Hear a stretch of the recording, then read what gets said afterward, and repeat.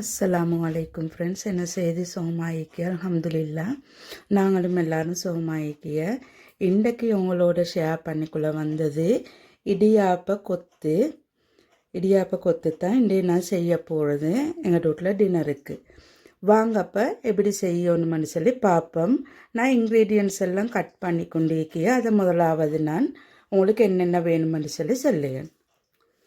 ஃபஸ்ட்டுக்கு friends, நான் இடியாப்பம் எடுத்து வச்சுட்டீக்கி. எங்களுக்கு தேவையான அளவு இடியாப்பம் எவ்வளோ உங்களுக்கு வேணுமோ அந்த அளவு நீங்கள் எடுத்து வச்சுக்கோங்க.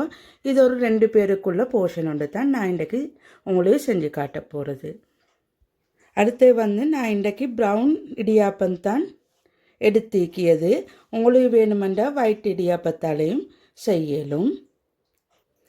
அடுத்தது நான் கேரட்டை சிறீஸாக அரைஞ்சி வச்சுட்டீக்கிய. அடுத்து லீட்ஸையும் நான் சிறுசாக அரைஞ்சி வச்சுட்டீக்கிய. இது பெரிய பச்சை கொச்சிக்காய், இது வெங்காயம். இதுக்கு வெஜிடபிள் கொஞ்சத்தை நான் கட் பண்ணி எடுத்து வச்சுட்டீக்கி. இப்படி நீங்கள் கட் பண்ணி எடுத்து வச்சுட்டா உங்களுக்கும் லேசி. அப்போ செய்யக்கொள்ள டக்குண்டு எடுத்து செய்யலும். அடுத்து ஃப்ரெண்ட்ஸ், உங்களுக்கு என்ன சரியாரோ கறி ஒன்று தேவை. உங்களுக்கு இறைச்சி கறியோ இல்லாட்டி இந்த சிக்கனோ என்ன எது சரி உங்களுக்கு நல்ல ஃபிஷ் இல்லாமல் இப்படி கறியாக ஈக்கணும். அதில் கொஞ்சம் இந்த கிரேவி கொஞ்சம் இது திக் இல்லாமல் கொஞ்சம் லூஸாக ஈக்கணும். இப்படி நான் ஒரு கறியும் செஞ்சு எடுத்து வச்சுட்டீக்கிய. அடுத்தது 2 முட்டை. இப்போ இன்னும் இன்க்ரீடியன்ட்ஸ் உங்களுக்கு இவ்வளோ தான் மெயினாக தேவை. மற்றது மசாலாகள் தான் தேவை. அது நான் ஆட் பண்ணக்கொள்ளே உங்களுக்கு எப்படின்னு சொல்லி என்னென்ன போடுறேன்னு சொல்லி காட்டியேன். ஃப்ரெண்ட்ஸ், இப்படி ஒரு சட்டி ஒன்று வச்சு இப்போ நாங்கள் ஆயில் ஊற்றிக்கொள்ளுவோம். இப்போ நல்லா பேன் ஹீட் ஆகிக்கிய. இப்போ கொஞ்சமாக ஆயில் ஊற்றிக்கோங்க.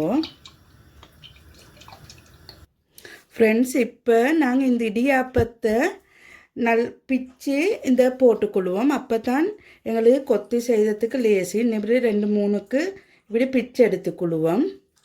இங்கே பாருங்கள், இப்படி சின்னதாக பிச்சு எடுத்துகிட்டு வந்திருக்கேன் நான். இப்போ எப்படி கொத்து போட்டுன்னு பார்ப்போம்.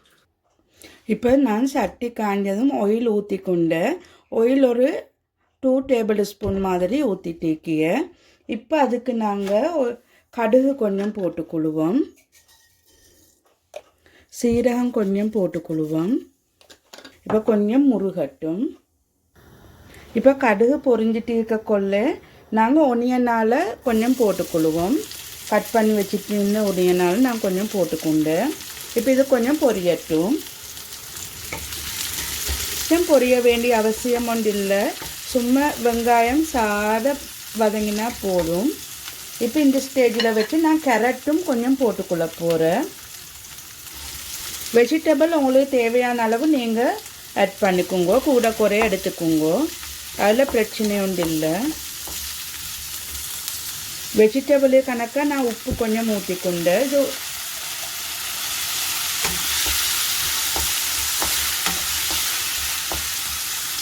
இப்போ சாட குக் ஆகட்டும் இந்த கேரட். இப்போ இந்த ஸ்டேஜில் சில்லி ஃப்ளேக்ஸ் கொஞ்சம் போட்டுக்கொண்டு கட்டர் தூள். அடுத்து பெப்பர் பவுடரும் ஒரு உங்களுக்கு தேவையான உரப்பு தகுந்த மாதிரி போட்டுங்க, 1/2 டீஸ்பூன். இப்போ லீட்ஸும் கொஞ்சம் நான் போட்டுக்கொண்டு இப்போ அரைஞ்சி வச்சுட்டு இருந்த பெரிய பச்சை கொச்சிக்காயாலையும் கொஞ்சம் நாம் போட்டுக்கொண்டு இப்போ கொஞ்சம் மிக்ஸ் பண்ணி விடுவோம்.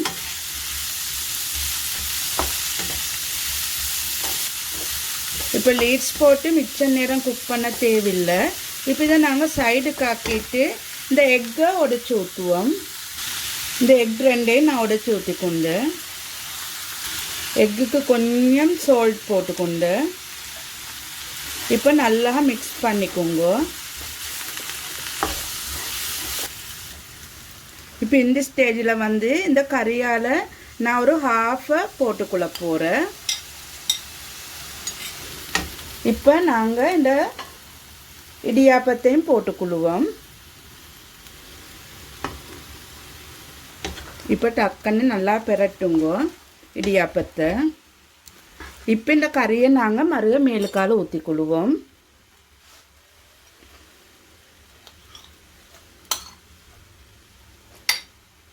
கிரேவி போதாட்டி நீங்கள் இன்னும் கொஞ்சம் கிரேவி ஊற்றிக்கோங்க.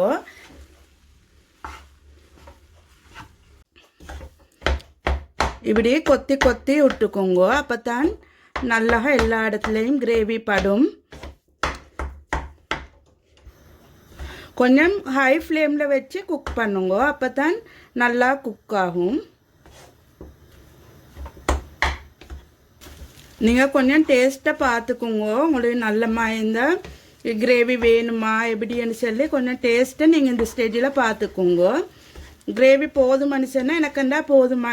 இதையும் விட கிரேவி ஊற்றினா சும்மா அந்த கஞ்சி மாதிரி ஆகி போகும்னு சொல்லி நான் இதோட நிப்பாட்டிட்டேன். இப்போ நல்லா ஹீட் ஆகணும். ஹை ஃப்ளேம்லேயே வச்சு நீங்கள் குக் ஆக்குங்க. இப்போ நாங்கள் கொத்தமல்லி கொஞ்சம் போட்டுக்கொள்வோம். லாஸ்ட்டுக்கு கொத்தமல்லி தழை கொஞ்சம் தூவி இப்போ இறக்குவோம். இப்போ நான் அடுப்பு ஆஃப் பண்ணிக்கொண்டேன். இவ்வளோ தான் ஃப்ரெண்ட்ஸ், பாருங்க. எல்லாம் கட் பண்ணி கறியையும் குக் பண்ணி வச்சுட்டா ஒரு 5 மினிட்ஸில் முடிஞ்சு. இப்போ நாங்கள் சர்வ் பண்ணுவோம்.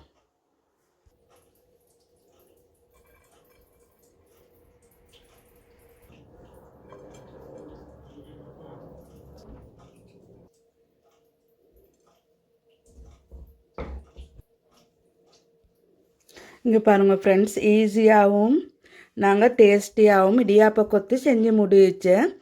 உங்களுக்கு இந்த கொத்து எப்படி இருந்தேன்னு சொல்லி எனக்கு மறக்காமல் கொமெண்ட் சொல்லி தாங்கோ. இவ்வளோ தான் ஃப்ரெண்ட்ஸ், இது ஈஸி. நீங்களும் கட்டாயம் நீங்கள் ட்ரை பண்ணுங்க. செஞ்சு பார்த்து எனக்கு எப்படி இருந்தேன்னு சொல்லி கொமெண்ட் சொல்லி தாங்கோ. சரி ஃப்ரெண்ட்ஸ், இதோடு நான் இந்த வீடியோவை முடிச்சு கொள்கிறேன். இந்த வீடியோவை லைக் பண்ணி ஷேர் பண்ணுங்க உங்களோட ஃப்ரெண்ட்ஸ் அண்ட் ஃபேமிலிக்கு. மறக்காமல் சப்ஸ்கிரைப் பண்ணுங்க. சரி, அப்போ அடுத்த வீடியோட சந்திப்போம். அப்போ அஸ்ஸலாமு அலைக்கும் வரஹ்மத்துல்லாஹி வபரகாத்துஹு.